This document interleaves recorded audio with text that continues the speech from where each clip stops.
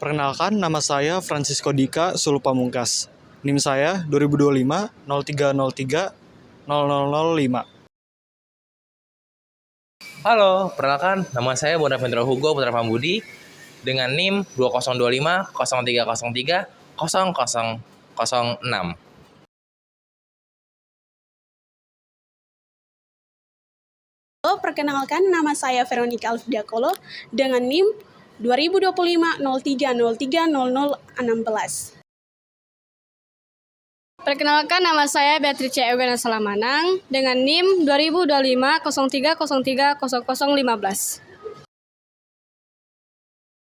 Pendidikan abad ke-21 adalah pergeseran pembelajaran yang pada awalnya berpusat kepada guru menjadi berpusat kepada siswanya, dengan tujuan membekali peserta didik dengan beberapa keterampilan seperti kreativitas, kolaborasi, berpikir secara kritis, dan juga komunikasi, yang masuk di dalam lingkup 4C.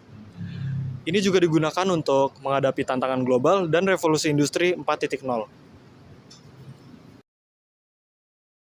Latar belakang pendidikan abad ke-21 adalah perkembangan ilmu pengetahuan dan teknologi atau IPTEK. Abad ke-21 ditandai dengan revolusi informasi dan teknologi digital yang mengubah hampir semua aspek kehidupan termasuk cara orang bekerja, berinteraksi, dan belajar. Pendidikan diminta beradaptasi untuk menghasilkan peserta didik yang memahami teknologi dan menggunakan teknologi dengan baik. Pendekatan pembelajaran abad 21. Pendekatan pembelajaran dalam pendidikan abad 21 bergeser dari model tradisional ke arah yang lebih dinamis dan relevan, yaitu yang pertama, student-centered learning atau berpusat pada peserta didik. Pembelajaran ini menempatkan peserta didik sebagai subjek aktif yang membangun pengetahuannya sendiri, bukan hanya menerima informasi pasif.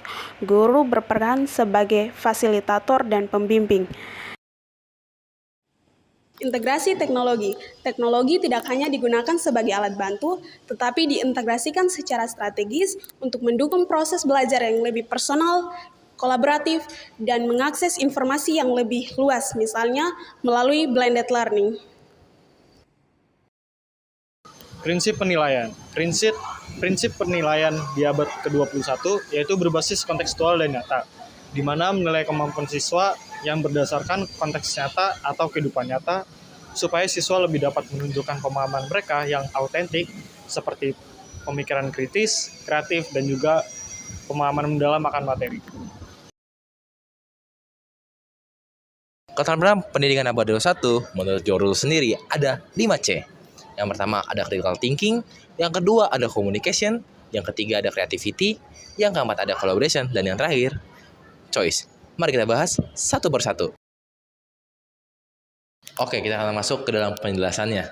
Critical thinking, para siswa diminta untuk dapat bisa menganalisis, mengevaluasi, dan memecahkan sebuah masalah dengan penerapan yang kuat.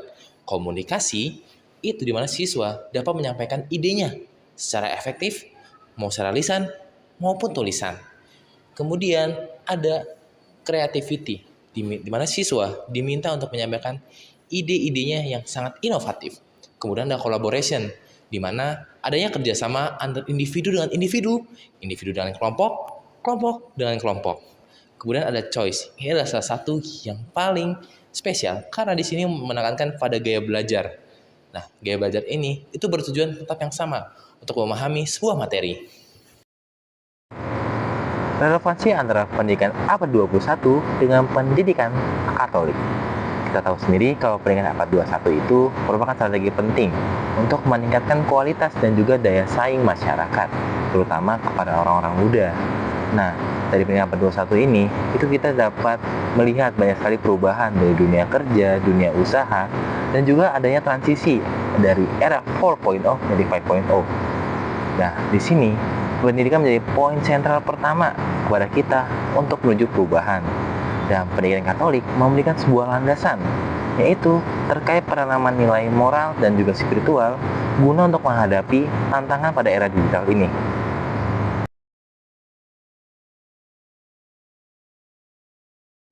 Kurikulum yang kurang relevan. banyak kritik terkait sistem pendidikan di Indonesia ini karena tidak memadai dan kurangnya mengasah skill para murid. Halaman 46 sampai 49. Kalian cari aja inti-intinya ya. Oh iya Pak, kasih. Iya, sama-sama. Ini jangan lupa tuh dicatat nih, dia nih dari sini, dari judul babnya, jangan lupa kamu catat. Karena semuanya penting. Maaf bapak telat nih. Kurang kreatifnya guru dalam mengajar ini menyebabkan para murid menjadi bosan dengan mata pelajaran itu. Cenderung seperti misalnya bercerita, di mana murid diminta untuk mendengarkan cerita dari guru tersebut, yang mungkin membuat mereka juga sangat bosan dan merasa monoton sekali dalam proses pembelajaran. Itu tuh membuat imun kita teman-teman ya, itu turun banget. Kalau kalian tambah sadar ya, itu pernafasan kita nggak baik, kemudian entah tubuh kita yang panas.